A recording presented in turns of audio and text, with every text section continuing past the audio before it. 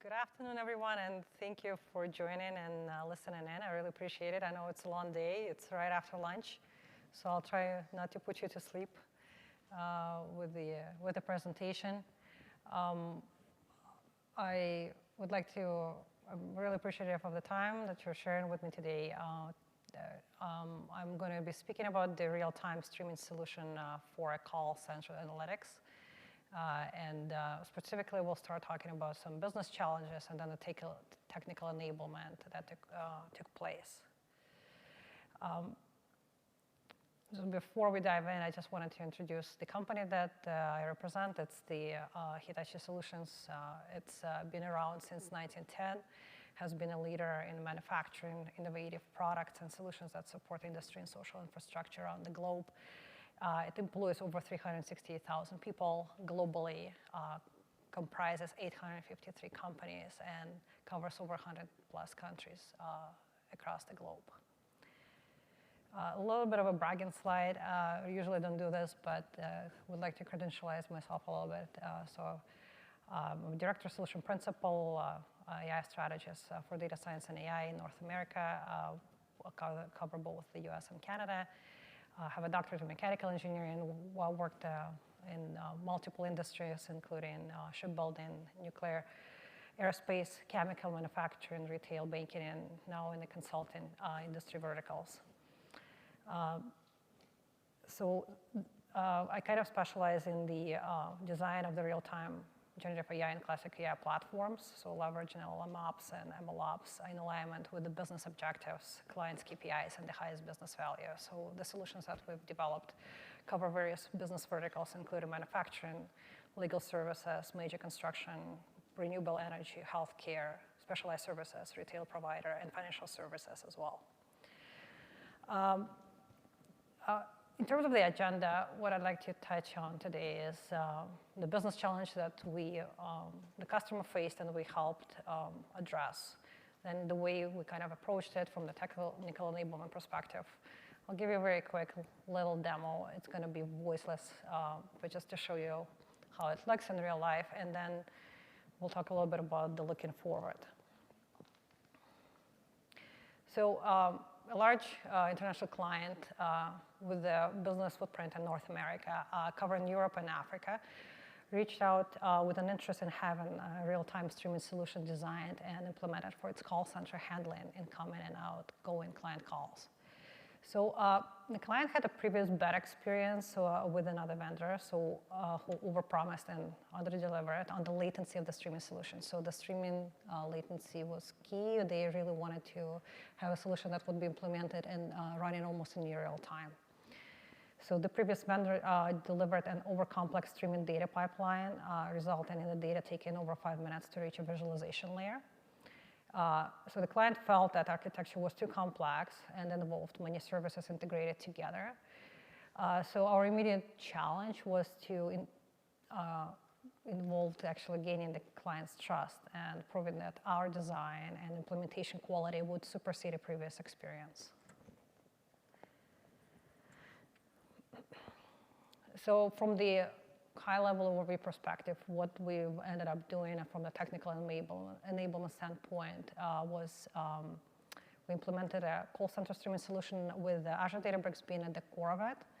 And it consisted of 2 data ingestion pipelines that retrieve data from Genesys Cloud. So Genesys Cloud is a multi-cloud call center information solution that contains the call center data. So that would be the starting point for our ingestion pipeline. The pipelines process the data into streaming data sets and display it in 2 Power BI reports. Actually, there were more than 2, but the 2 operational reports that were utilized by the end users, and in this context, the end users were the call center agents that utilize it during their working hours, operational hours, to manage their performance.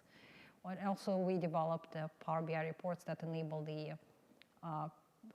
monitoring of the health of the pipelines that I'm going to speak a little bit in detail later.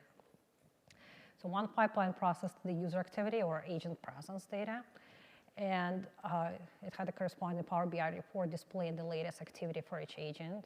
And the second pipeline processed queue metrics data, and its related report displayed the current counts of calls waiting, interacting, alerting for each queue. So the waiting, interacting, alerting metrics and the counts are actually the payloads that are coming from the JSON file that would be ingested from the Genesys Cloud.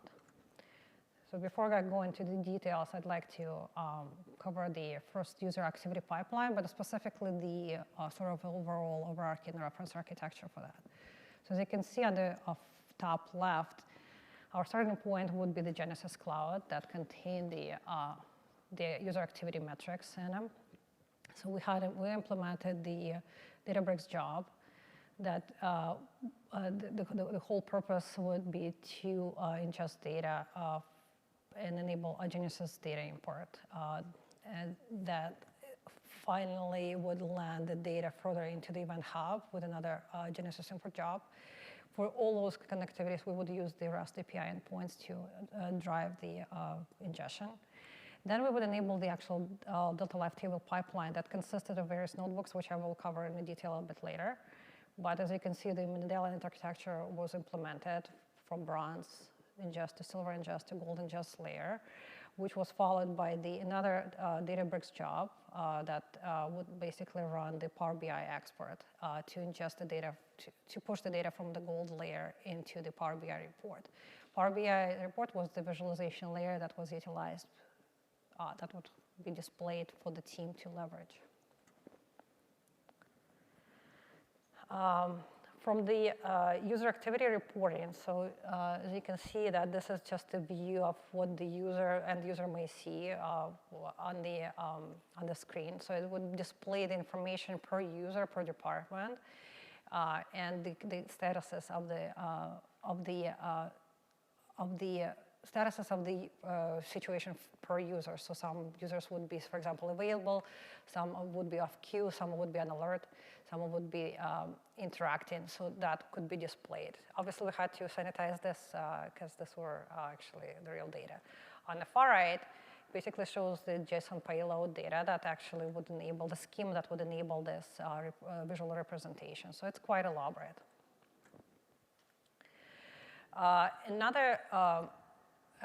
Another pipeline that we developed, another report that we developed was based on monitoring the activity pipeline performance dashboarding. So that would be actually pertaining to the analysts who would monitor the health of that pipeline. And it would reflect specific metrics. It's a very simple pipeline, but it's actually a very effective way of monitoring the health of the stream going from Genesys all the way to the Power BI. Reporting. So we monitor metrics such as user activity, so say the latency between Genesys to gold ingestion. So in this case, it says like 13 seconds. Then other metrics we would monitor would be number of messages processed or number of rows processed or user activity like current user count. So that would allow it to define the health of the pipeline. So in terms of the user activity Databricks pipeline components, there were, I would say, 5 key components. So Genesys import notebook, bronze ingest, silver ingest, gold ingest, and Power BI export notebooks. So Genesys import notebook would be the one who, it would be the notebook that runs as Databricks job implemented with Python while loop. So it's not a scheduled job. It incorporates infinite number of retries. So it's basically like an infinite while loop. So again, this behavior was designed in order to have the continuous pipeline enabled. That's what the business users expected. So obviously, this behavior can be redesigned if the users want to have the job run on a schedule. So Notebook would retrieve user activity data from Genesys via REST API and would send data to the Event Hub. So the Notebook requests an API token once every 23.5 hours. The expiration for the token is 24 hours, but basically us requesting the token, authentication token every 23.5 hours would allow us to always be authenticated. So whenever we made a call back into Genesys Cloud, it knew it was us basically asking to get the data. The token would be part of the post message that would be posted back into the REST API to retrieve the data from Genesys Cloud. So the notebook runs continuously retrieving data every 5 seconds, again, enabling that continuous run of the pipeline. So the data represented any change in agent presence or routine state or status. So for example, within 5 seconds, if the agent's behavior changed from on hold to available, these types of changes would be reflected in the pipeline.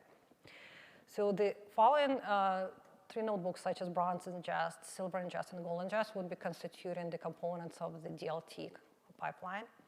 So the bronze ingest defines the start of the continuous DLT pipeline, as I mentioned. It basically retrieves messages from Event Hub using Kafka connector to Azure Event Hub. Connector is built into the Databricks integration runtime, so there was no necessity to implement the library. Notebook reads messages starting as the most recent state, and Notebook saves the messages, including JSON payload containing user activity. We actually use the repagination as well to break the payload and then reassemble it before it was fed into the Event Hub as well. The silver ingest notebook would retrieve rows from the streaming bronze table and would parse the JSON load columns related to the user activity, and then would write it back into the silver table. The gold layer or gold ingest would have 3 key tables. So again, one of the tables would ingest the data from the silver. Another one would be, we would have the logic that would parse the latest information about the user and combined or joined with the streaming data set. And then the third table would actually be the one that would contain only the latest rows as it pertains to user in the department, which would be posted to the Power BI. So some of the additional logic that had to be done is basically taking the streaming data set and combining it with a static data frame in order to enrich the data set. So streaming JSON payload would be parsed and the columns pertaining to the user activity would be selected, and then they would be married or joined with the static data frame that would contain some which information is the username, or and department and geography.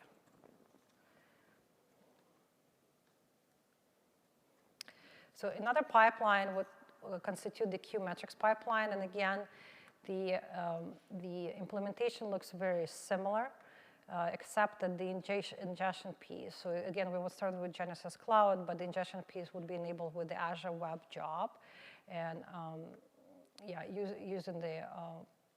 using the .NET platform.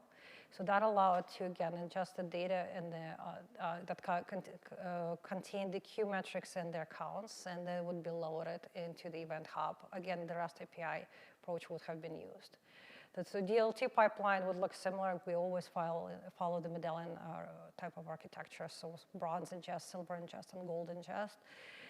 Then there would be another job, Databricks job, that would run the Power BI export from the gold ingest notebook, and the gold table that would be sitting in the Delta Lake.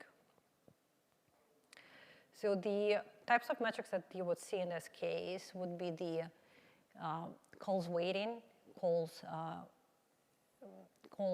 interacting, calls offered, calls alerting, and there would be the counts that would come from the JSON payload as well. And again, similarly, we would have to look at the marrying it with a static data frame, join it with data frame to enrich the data set, and then only the list discounts will be displayed in the respective Power BI reporting.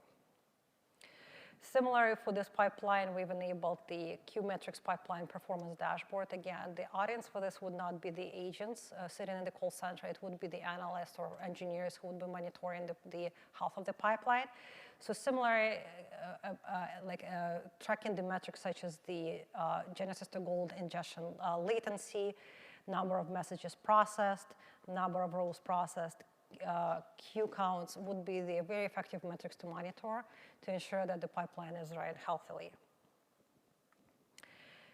Again, following the MLOps, I wanted to mention this, following the MLOps framework, because this is a productionalized productionalized streaming use case enablement.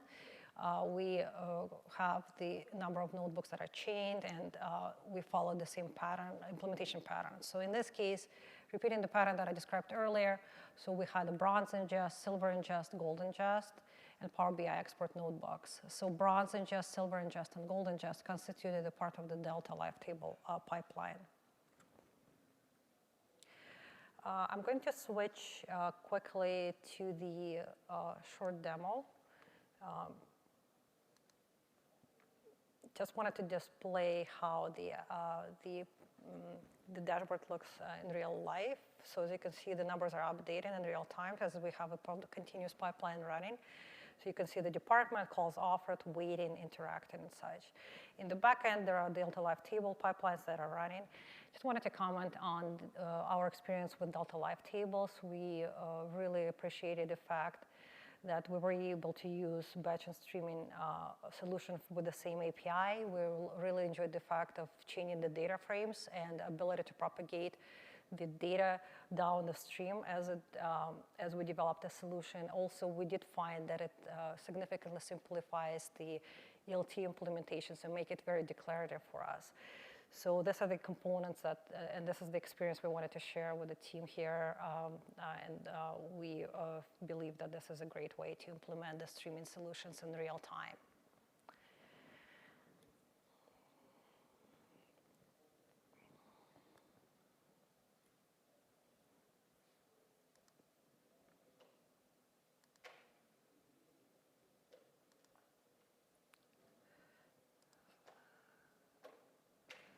I think I forgot to press escape.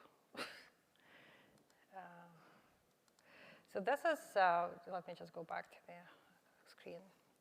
Thank you. So I think this is a brief summary of what we wanted to share today in terms of the streaming solution implementation for the call centers, the business problem and business challenges the client came to us with and the way we addressed them.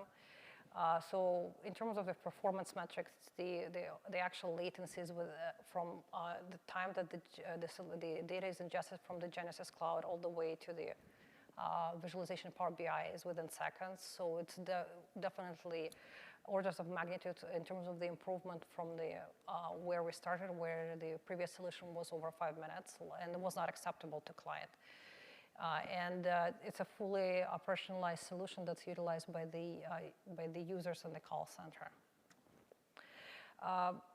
In terms of the next steps, because there's so much conversation, so I'm switching gears a little bit because there is so much conversation and focus on large language models and generative AI in general as part of this conversation and just globally. I thought that we wanted to bring up something that we do at Hitachi, and I wanted to speak about the AI journey for value realization. So we do this generative AI strategy workshopping that allows to connect with business users and IT users. So, and answer the questions such as, what are your bottlenecks, frustration points? What are your goals and priorities? Where is your business value? How you measure the results. And then we kind of go into the technical landscape, data sources, enablement, art of the possible. So Hitachi solution has plenty of demoware and examples of the implementation of solutions at scale with generative AI and classic machine learning as well. So we would incorporate security and compliance concerns discussions, responsible AI discussions, LLM ops and ML ops, and we would kind of help define that top value use case. That would be followed by some sort of an AI MVP implementation. So that part of that AI envisioning workshop that we would have would be sort of viewing any business problem from a variety of perspectives. We identify AI solutions that may not have been intuitive when only viewed from one lens. And that pretty much concludes my conversation with you today. And if you have any questions about AI strategy and implementation, responsible AI, classic machine learning, data science, and generative AI, real-time streaming analytics, please come and find me. There's all this information here on the board. I put my boss's name as well, Fred, here, so he's sitting in the front row. And a shout out to Mike, Kira, and Fred who joined me today as well. Thank you so much, you guys, and I'm open to any questions you may have. Thank you.